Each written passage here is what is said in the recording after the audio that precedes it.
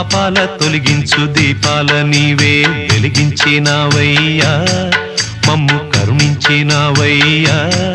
జన్మ జన్మాల పుణ్యాల పంటల్లే నిన్ను దర్శించినామయ్యా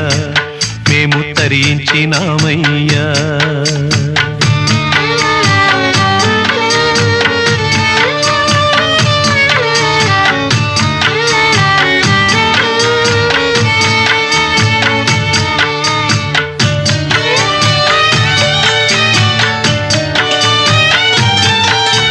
పసిపాప మనసున్న ప్రతి మనిషిలోనూ పరమాత్ముడున్నాడని